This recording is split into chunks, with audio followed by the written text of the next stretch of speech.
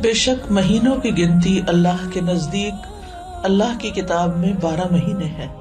جس دن اس نے آسمان اور زمین کو پیدا کیا یعنی اس دن سے اللہ نے 12 مہینے بنائے. منہا اربعۃ حرم، ان میں سے 4 حرمت والے ہیں، اور ان مہینوں میں خاص طور پر اپنی جانوں پر ظلم نہ کرو، اس کا حکم دیا گیا.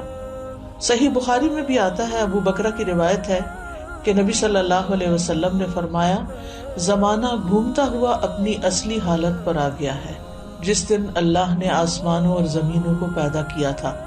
کیونکہ عربوں نے مہینوں کی گنتی میں بہت کچھ تبدیلیاں کر دی تھی، کبھی کسی سال میں مہینہ بڑھا دیا، کبھی گھٹا دیا، تو وقت اپنی اصل پہ نہیں رہا تھا.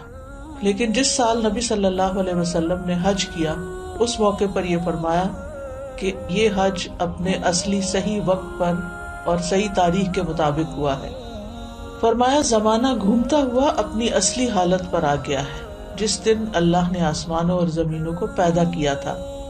سال 12 مہینوں کا ہے، جن میں 4 مہینے حرمت والے ہیں، 3 تو مسلسل ہیں یعنی ذوالقعدہ، ذوالحجہ اور محرم، اور ایک رجب مضر جو جمادہ اور شعبان کے درمیان میں ہے.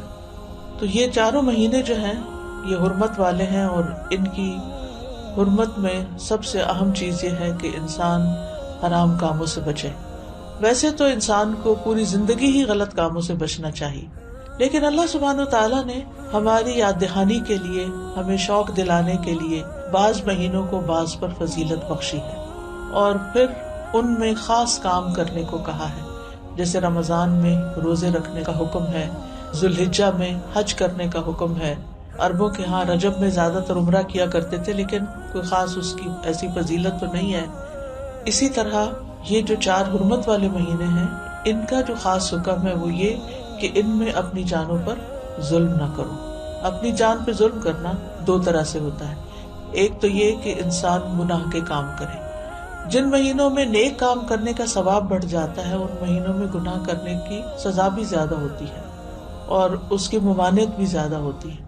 تو بطور خاص، کیونکہ اگر سال کے یہ 4 مہینے انسان اچھی طرح پریکٹس کرے تو پھر باقی مہینوں میں بھی اللہ کی حرمتوں کو پامال نہیں کرے گا. اور دوسرا یہ کہ انسان کسی دوسرے پر بھی ظلم نہ کرے، کیونکہ جب انسان دوسرے پر ظلم کرتا ہے تو وہ دراصل اپنے اوپر کرتا ہے. جیسا کہ انسان دوسرے کے ساتھ احسان کرتا ہے تو وہ دراصل اپنے اوپر کرتا ہے. قرآن مجید میں آتا ہے، ان احسنتم لانفسکم، اگر تم نے نیکی کی، احسان کیا تو اپنی جان پر کیا.